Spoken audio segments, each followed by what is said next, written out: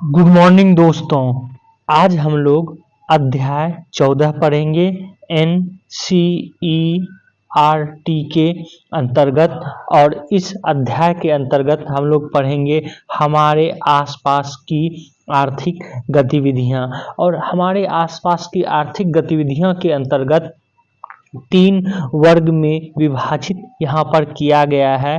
प्राथमिक, द्वितीयक और तृतीयक क्षेत्र के रूप में।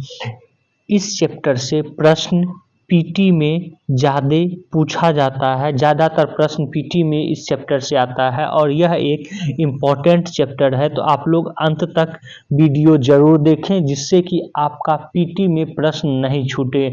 जब आगे पढ़ेंगे तो हम बताएंगे कि विभिन्न एग्जामों में किस प्रकार इस चैप्टर से प्रश्न पूछे गए हैं। और साथ ही साथ हम आपको ये भी बता दें, आज NCERT 6 क्लास का यह अध्याय अंतिम अध्याय है।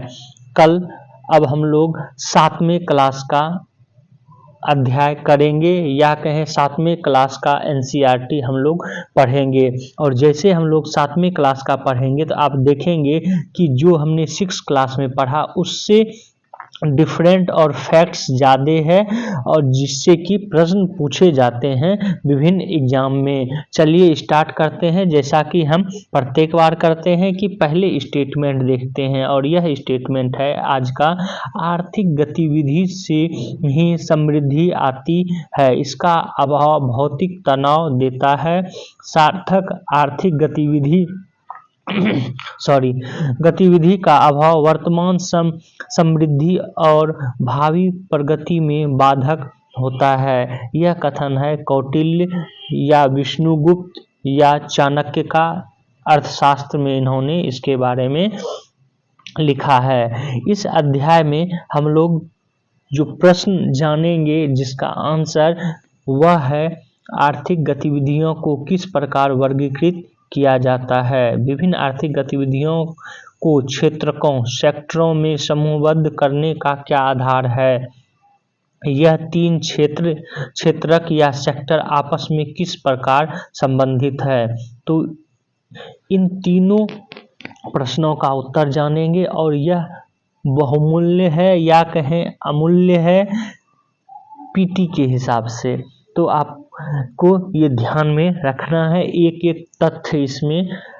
पहले हम लोग इसमें परिचय देखते हैं। परिचय के अंतर्गत बताया गया है कि अध्याय 13 में हमने 2 प्रकार की गतिविधियों के बारे में पढ़ा। अगर कल का वीडियो नहीं देखें तो कल का वीडियो जरूर देखें, उससे आपको समझ में आएगा अर्थव्यवस्था की पहली क्लास और आर्थिक गतिविधि क्या होता है। यह तो सीखा कि आर्थिक और गैर आर्थिक क्या होता है।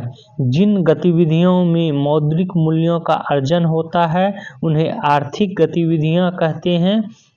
हमने गैर आर्थिक गतिविधियों के महत्व के बारे में भी जाना। इन गतिविधियों को भली भांति समझने के लिए इस अध्याय में हम जानेंगे कि इन आर्थिक गतिविधियों को कैसे वर्गीकृत किया जाता है और यह एक दूसरे से किस प्रकार भिन्न है।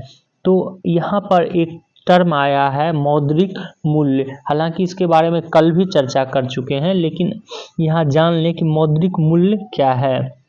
किसी वस्तु का मूल्य जिसे मुद्रा के मूल्य के रूप में मापा जा सकता है मौद्रिक मूल्य कहलाता है। इसको आप लोग कहीं पर नोट डाउन कर लें या याद कर लें। इस टर्म को पूछा जाता है विभिन्न एग्जामों में एज ए पीटी भी और मेन में भी आपको काम देगा। आगे देखते हैं, बीते दशकों में आर्थिक गतिविधियों की संख्या तीव्र गति से बढ़ी है। उदाहरण के लिए पहले के समय में लोग कृषि, पशुपालन, औजारों का निर्माण, मिट्टी के बर्तन बनाना और कपड़े बुनना इत्यादि गतिविधियों में सम्मिलित थे। जैसे जैसे समाज में प्रगति हुई उन आर्थिक गतिविधियों में भी वृद्धि हुई जिनके माध्यम से लोग अपनी आजीविका चलाते हैं। आज अनेक प्रकार की आर्थिक गतिविधियां जैसे कंप्यूटर, मोबाइल फोन और ड्रोन का निर्माण, बैंक, विद्यालय, होटल में कार्य करना, परिवहन के लिए विभिन्न प्रकार के वाहन चलाना, फर्नीचर तैयार करना, मशीन से कपड़े सिलना, सॉफ्टवेयर बनाना, रेफ्रिजरेटर और वॉशिंग मशीन की मरम्मत करना आदि। इन सभी गतिविधियों के वर्गीकरण से हमें यह समझने में सहायता मिलती है कि ये कैसे कार्य करती है और इनके मध्य क्या संबंध है। आर्थिक क्षेत्रकों में आर्थिक गतिविधियों का वर्गीकरण, अब इसके बारे में हम लोग जानेंगे। कुछ आर्थिक गतिविधियों में समान विशेषताएं होती है और इनके आधार पर इन्हें एक समूह या व्यापक समूह में वर्गीकृत किया जा सकता है। तो ये ध्यान में रखना है कि आर्थिक गतिविधियों में, पहले तो आप ऊपर पे ही जान गए कि आर्थिक गतिविधि क्या होता है, जिसमें कि मौद्रिक मूल्य प्राप्त किया जाता हो जिससे। और अब आर्थिक गतिविधियों में समान विशेषताएं होती हैं, इनके आधार पर इन्हें एक समूह या व्यापक समूह में वर्गीकृत किया जा सकता है, जिसे आर्थिक क्षेत्रक कहते हैं। अब यहाँ पर आपको आर्थिक क्षेत्रक भी पता चल गया कि आर्थिक क्षेत्रक क्या है। इसको आर्थिक क्षेत्रक को समझने के लिए और यहाँ पर डिटेल्स में आप देख सकते हैं कि व्यापक समूह जिसमें ऐसी विभिन्न गतिविधियां सम्मिलित होती है जिनसे एक राष्ट्र की आर्थिक समृद्धि में सहायता मिलती है, आर्थिक क्षेत्रक कहा जाता है। और आर्थिक क्षेत्रक कितने होते हैं? 3 होते हैं। कौन कौन सा? प्राथमिक, द्वितीयक, तृतीयक। 3 प्रकार के मुख्य आर्थिक क्षेत्रक हैं। इन क्षेत्रकों की मुख्य गतिविधियां को जो है हम लोग अब नीचे देखेंगे। यह ध्यान में रखेंगे कि यह इम्पोर्टेंट चैप्टर है और ये तीनों क्षेत्रक, इससे पीटी में प्रश्न पूछा जाता है। अगर इस चीज को आप समझ जाएंगे तो आगे जो है आपको इकोनॉमी समझने में और सहूलता भी होगी और खास करके बजट समझने में भी कुछ आसानी होगी। आगे देखते हैं प्राथमिक गतिविधि। जिन आर्थिक गतिविधियों में लोग प्रत्यक्ष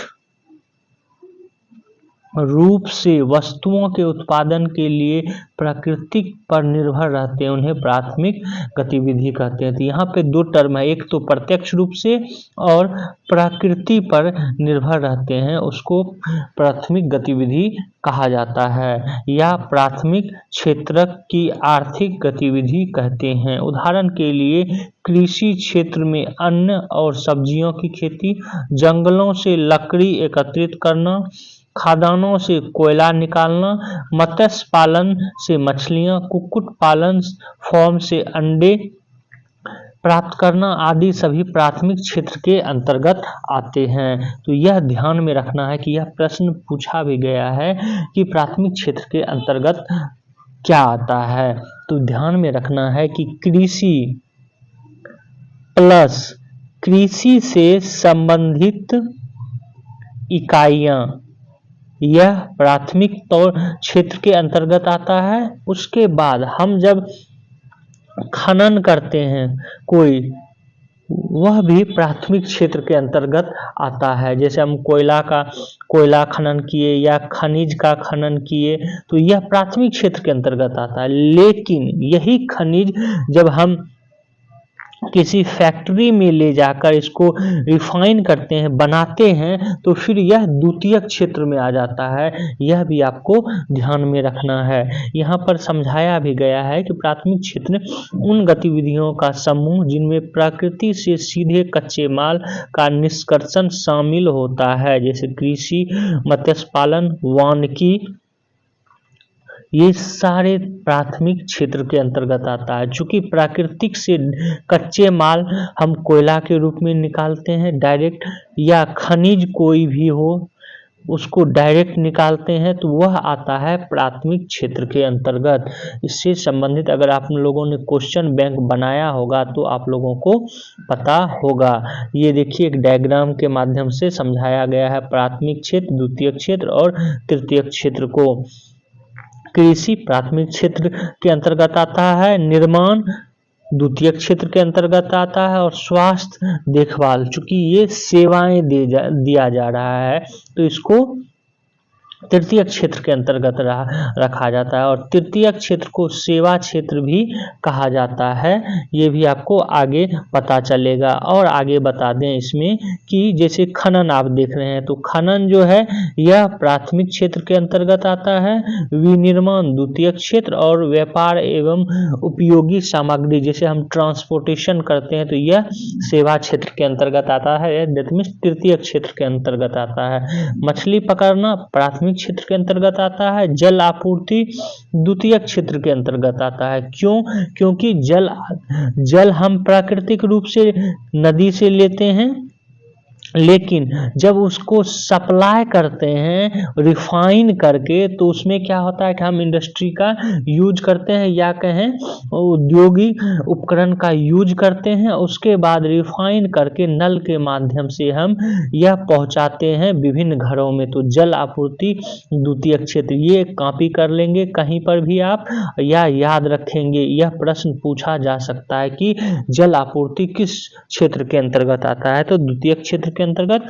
वहीं संचार जो कि हम लोग मोबाइल फोन यूज करते हैं, उसमें सिम यूज करते हैं, चूंकि यह सेवा प्रदान करता है, अतः यह तृतीयक क्षेत्र के अंतर्गत आता है। इसको आपको पूरे के पूरे याद रखना है, इससे पीटी में प्रश्न पूछा जाता है।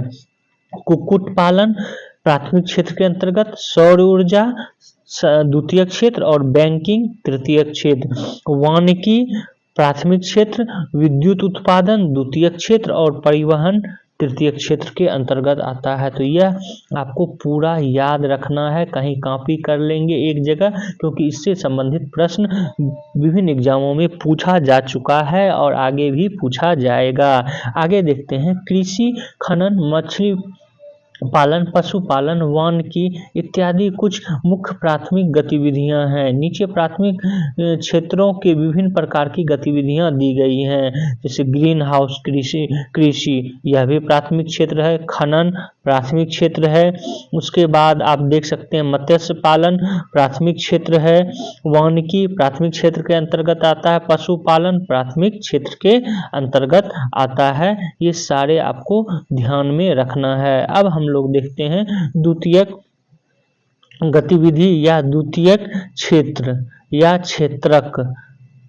तो ऐसी आर्थिक गतिविधियां जिनमें लोग प्राथमिक क्षेत्र पर आधारित वस्तुओं को रूपांतरित करके अन्य वस्तुओं का उत्पादन करते हो, द्वितीयक गतिविधियां या द्वितीयक क्षेत्रक की आर्थिक गतिविधियां कहते हैं। यहाँ पर टर्म क्या है? प्राथमिक क्षेत्र। प्राथमिक क्षेत्र पर आधारित वस्तुएं, जैसे कृषि से संबंधित वस्तुएं हों या खनन से जो प्राप्त किए उस वस्तुओं को हम रूपांतरित कर अन्य वस्तुओं का उत्पादन करते हैं, तो वह कहलाता है द्वितीयक क्षेत्र। क्लियर हो गया होगा यहाँ पर। खनन अगर प्राथमिक क्षेत्र है तो खनन से हम जो अयस्क प्राप्त किए और उस अयस्क से जो उत्पाद किए या छड़ बनाए या गाड़ी बनाए, तो ये आ जाएगा आपको द्वितीयक क्षेत्र के अंतर्गत।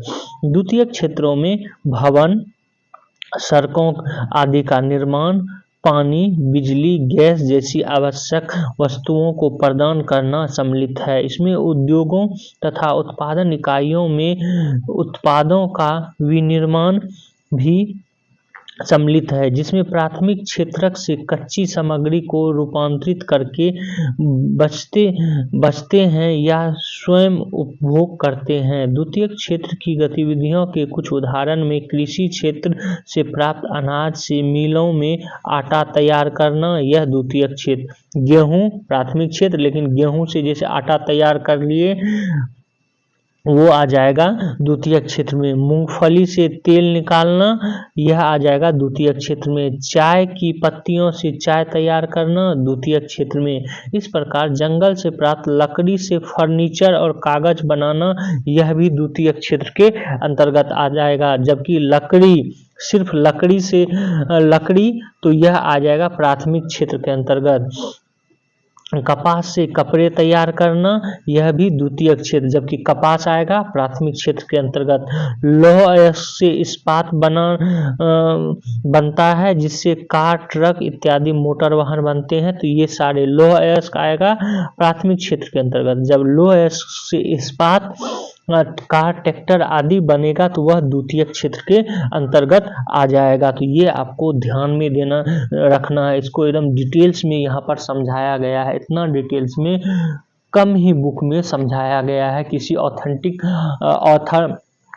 किसी ऑथेंटिक राइटर का बुक रहेगा, उसी में आपको इस तरह से समझाया जाएगा, नहीं तो ऑब्जेक्टिव वाले में किसी में नहीं समझाया गया है। तो यहाँ पर एक यहाँ महत्वपूर्ण तथ्य देख लेते हैं। द्वितीय क्षेत्र के अंतर्गत उन गतिविधियों का समूह जिनमें प्राथमिक क्षेत्र से प्राप्त कच्ची सामग्रियों के प्रसंस्करण द्वारा इसे बिक्री या उपभोग हेतु उत्पादों में परिवर्तित करना सम्मिलित है। इसको आप लोग नोट डाउन कर सकते हैं कॉपी पर, और ये पूरे का पूरे इसको भी आप नोट डाउन कर सकते हैं। और प्राथमिक क्षेत्र को भी यहाँ पर आप देख सकते हैं दृश्य के माध्यम से, पिक्चर के माध्यम से। मोटर वाहन कारखाना द्वितीय क्षेत्र, वस्त्र कारखाना द्वितीय क्षेत्र, उसके बाद औषधि कारखाना द्वितीय क्षेत्र, फर्नीचर निर्माण इकाई द्वितीय क्षेत्र के अंतर्गत आता है। आगे हम लोग देखते हैं अब तृतीय क्षेत्र। तृतीय क्षेत्र की बात करें तो वे सभी आर्थिक गतिविधियां जो प्राथमिक और द्वितीयक गतिविधियों में सम्मिलित लोगों को सहायता प्रदान करता है।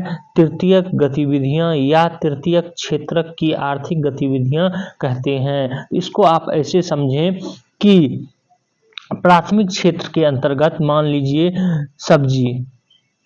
सब्जी है, सब्जी ये प्राथमिक क्षेत्र के अंतर्गत है, लेकिन जब हम सब्जी को ट्रांसपोर्ट के माध्यम से पहुंचाते हैं कहाँ पे, बाजार में, तो ये ट्रांसपोर्टेशन जो है यह हो गया तृतीयक क्षेत्र। समझ में आ गया, क्योंकि हम ये सेवा प्रदान कर रहे हैं। द्वितीयक क्षेत्र की उसी तरह मान लीजिए कि इस्पात है या इस्पात की बाल्टी है, और इस बाल्टी को हम पहुंचा रहे हैं मार्केट में, यह तृतीय क्षेत्र के अंतर्गत आ जाएगा। दैट मीन्स हम ट्रांसपोर्टेशन कर रहे हैं। यहाँ तक समझ में आ गया होगा आप लोगों को। इनमें से ऐसी सेवाएं सम्मिलित हैं जिन्हें देखा नहीं जा सकता, लेकिन यह महत्वपूर्ण भूमिका निभाती है। ट्रांसपोर्टेशन देखा नहीं जा सकता है कि अच्छा चलिए ये यहाँ ऐसे हुआ, जैसे बैंकिंग सेवा दी जाती है, तो बैंकिंग सेवा को, उस सेवा को देखा नहीं जा सकता। ठीक है, पैसे आदान प्रदान कर रहे हैं वो देखा जा सकता है, लेकिन वो जो सेवा दिया जा रहा है सेवा को देखा नहीं जा सकता है, ये यहाँ पर बताया जा रहा है। उदाहरण के लिए एक ट्रक चालक अनाज और सब्जियों को खेत से उद्योग या बाजार में ले जाता है। फल या सब्जियों के विक्रेता कृषि उपज को घरेलू उपभोक्ताओं को बेचते हैं। इसी प्रकार चिकित्सक, नर्स, शिक्षक, अधिवक्ता और विमान चालक अपनी सेवाएं प्रदान करते हैं जहां लोगों को इनकी आवश्यकता होती है। टेक्नीशियन इलेक्ट्रॉनिक्स वस्तुओं जैसे मोबाइल फोन और टेलीविज़न इत्यादि की मरम्मत और सुधार का कार्य करते हैं। मैकेनिक जो कार तथा ट्रैक्टर जैसे वाहनों की मरम्मत करते हैं, और बिजली मिस्त्री इलेक्ट्रीशियन जो बिजली की नियमित आपूर्ति सुनिश्चित करते हैं। इनकी सेवाएं हमारे जीवन को सरल बनाती है। इस प्रकार मोबाइल, इंटरनेट के माध्यम से संचार सेवाएं, सॉफ्टवेयर तैयार करना, होटल, रेस्टोरेंट, बैंक, विद्यालय, चिकित्सालय, हवाई अड्डे, दुकान, गोदाम जिसको कि वेयर हाउस के रूप में जाना जाता है इत्यादि, यह सभी तृतीय क्षेत्र की गतिविधियों के उदाहरण है। इस क्षेत्र को सेवा क्षेत्रक भी कहते हैं। तो आप लोग ये याद रखेंगे, और यहाँ पर जितना भी सेवा, मोबाइल, इंटरनेट, संचार, सॉफ्टवेयर, होटल, रेस्टोरेंट, बैंक, विद्यालय, चिकित्सालय, ये जितना भी दिया गया है इसको आप लोग कॉपी कर लें या अभी ही याद कर लें कि तृतीय क्षेत्र के अंतर्गत क्या क्या आता है। इसको स्पेसिफिक पीटी में पूछा जाता है, दैट मीन्स ऑब्जेक्टिव तरह, या एसएससी दें या किसी भी एग्जाम में पूछा जाता है, तो आप लोग याद रखेंगे। अब देखते हैं गोदाम या वेयर हाउस क्या होता है। विशाल इमारतें जिनमें उत्पादों को बेचने, उपभोग करने या दुकानों में किराए पर देने से पहले रखा जाता है, यह कहलाता है वेयर हाउस। अब हम लोग देखते हैं कि इसके अंतर्गत एक तस्वीर के माध्यम से सॉफ्टवेयर तैयार करना, रेस्तरां में सेवाएं, हवाई अड्डे पर सेवाएं और खुदरा रिटेल भंडार, यह सब आता है तृतीयक क्षेत्र के अंतर्गत। अब क्षेत्रकों में परस्पर निर्भरता के बारे में हम लोग जान लेते हैं कि तीनों क्षेत्र एक दूसरे पर कैसे निर्भर है। तीनों प्रकार की आर्थिक गतिविधियां या आर्थिक क्षेत्रक प्राकृतिक कच्चे माल को अंतिम उत्पाद में परिवर्तित करने में महत्वपूर्ण भूमिका निभाते हैं। गुजरात के आणंद जिले में एक गांव का काल्पनिक भ्रमण करते हैं और एक रोचक उदाहरण का अध्ययन करते हैं, जहां हम लोग समझेंगे कि ये तीनों क्षेत्रक परस्पर संबंधित हैं और एक दूसरे को सहयोग प्रदान करते हैं। तो चलिए देखते हैं आगे डेयरी, सहकारिता, खेती से थाली तक के बारे में। हालांकि इसको जो है हम लोग जल्दी से देखेंगे, ये एक समझाने का माध्यम है। इन दिनों गुजरात के किसान प्रातःकाल दूध की बाल्टियां टकराते और अपने सबसे अच्छे मित्रों गाय या भैंसों की खुशी में रवाने की आवाज़ सुनते हैं। किसानों और उनके परिवारों के जीवन में गायों का एक विशेष स्थान है। किसान गायों का दूध दूहते और अपने आसपास की डेयरी में बेचते हैं। माह के अंत में उन्हें दूध की गुणवत्ता और तौल के आधार पर इसका भुगतान किया जाता है। हालांकि 50 साल पहले ऐसी स्थिति नहीं थी। यह आनंद मिल्क यूनियन लिमिटेड अमूल है, तो ये भी याद रखेंगे कि अमूल दूध या अमूल का जितना भी हम लोग प्रोडक्ट देखते हैं, यह मुख्य रूप से गुजरात के आणंद में जो है पहला प्लांट स्थापित हुआ था। और अमूल का फुल फॉर्म क्या होता है ये भी याद रखेंगे, आनंद मिल्क यूनियन लिमिटेड। यह हालांकि पूछा नहीं गया है, पूछा जा सकता है। आनंद मिल्क यूनियन लिमिटेड अमूल इसका फुल फॉर्म होता है। नाम के एक दुग्ध सहकारी संगठन की रोचक कहानी है। 1940 के आरंभ में आनंद जिले के किसान अपना दूध आसपास के गांव में बेचते थे। वे चिलचिलाती गर्मी में दूध बेचने के लिए नज़दीक के गांव तक साइकिल या पैदल जाया करते थे। आप जानते हैं कि बहुत गर्म मौसम में दूध जल्द खराब हो जाता है, फट जाता है।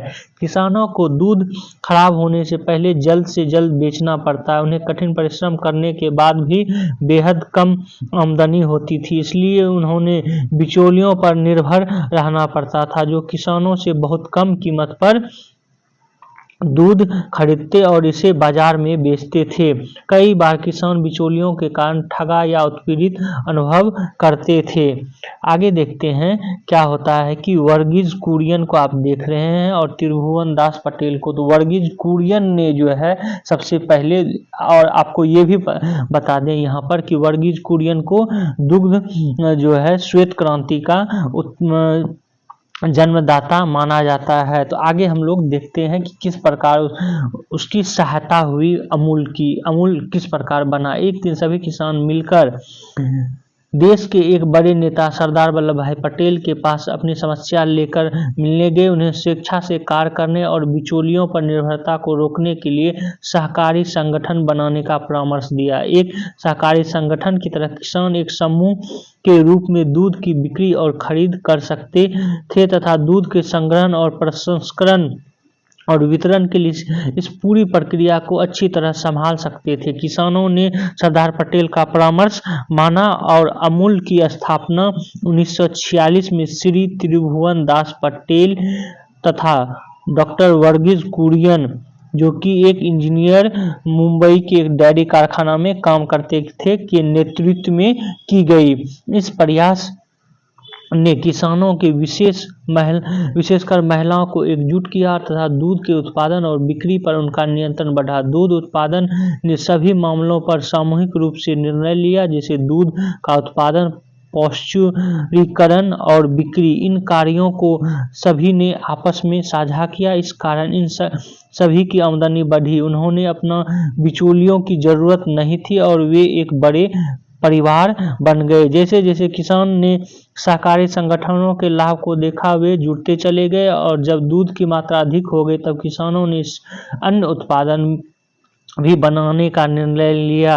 उन्होंने आनंद में एक दूध प्रसंस्करण कारखाना स्थापित किया तथा मक्खन और दूध का पाउडर बनाना आरंभ किया। वर्तमान में इस सहकारी संगठन के अनेक दूध प्रसंस्करण संयंत्र और कारखाने हैं जो भारत के सभी भागों में अनेक प्रकार के उत्पाद तैयार करते हैं।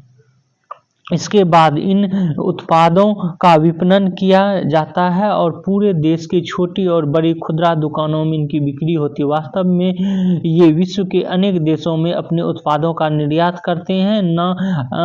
है ना आश्चर्य की बात? क्या आप इनमें से कुछ का नाम बता सकते हैं? इसके बाद दूध के प्रसंस्कृत किया जाता है और कारखानों में इसे एक रूप में अन्य खाद्य रूपों में जैसे दूध का पाउडर, घी, पनीर, मक्खन अनेक रूपों में परिवर्तित किया जाता है। इन आर्थिक गतिविधियों की द्वितीयक क्षेत्रों की गतिविधियां कहते हैं। तो यह भी आप लोग ध्यान में रखेंगे कि अमूल का किस प्रकार जो है उत्पाद बढ़ा। ये एक समझाने के लिए आपको दिया गया था कि प्राथमिक क्षेत्र को कैसे द्वितीयक क्षेत्र और द्वितीयक क्षेत्र को किस प्रकार तृतीयक क्षेत्र में बनाया गया। इसी तरह आप लोग जो है देख सकते हैं कि दिल्ली में आपको मदर डेयरी का नाम मिलेगा।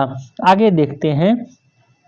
इसी प्रकार आप देखेंगे कि कागज बनाने के लिए या मुद्रण के लिए हम लोग लकड़ी से कागज बनाते हैं। तो लकड़ी प्राथमिक क्षेत्र, लकड़ी से जब हम लोग कागज बनाए तो वह द्वितीयक क्षेत्र के अंतर्गत आ जाता है। दैट मीन्स पेड़ों से लुगदी निकालकर पाठ्यपुस्तक तैयार करना, यह प्रक्रिया जो है तीनों क्षेत्रों के अंतर्गत कार्य करने लगते हैं। तो यह था आपको द्वितीयक क्षेत्र, प्राथमिक क्षेत्र और तृतीयक क्षेत्र के बारे में। अब जो है यह आगे प्रश्न उत्तर है जो कि 6 क्लास के बच्चों के लिए है, आपके लिए ज़्यादा इम्पोर्टेंट नहीं है। तो ये आप लोग ध्यान में रखेंगे। ऊपर जो बताया वह पीटी के लिए या दैट मीन्स ऑब्जेक्टिव के लिए बहुत ही महत्वपूर्ण है, जबकि नीचे जो तीनों का कॉम्बिनेशन बताया कि एक ही कार्य प्राथमिक, द्वितीयक और तृतीयक क्षेत्र तीनों में किस प्रकार कार्य किया जा सकता है या काम करता है या एक दूसरे से किस प्रकार निर्भर है, यह इसके बारे में जानें जो कि आपको मुख्य परीक्षा में काम देगा। तो आज जो है चैप्टर यहीं तक था। आप लोग हमारे इस वीडियो को शेयर करें, सब्सक्राइब करें और बेल आइकन को जरूर दबा लें। Thank you for watching this video.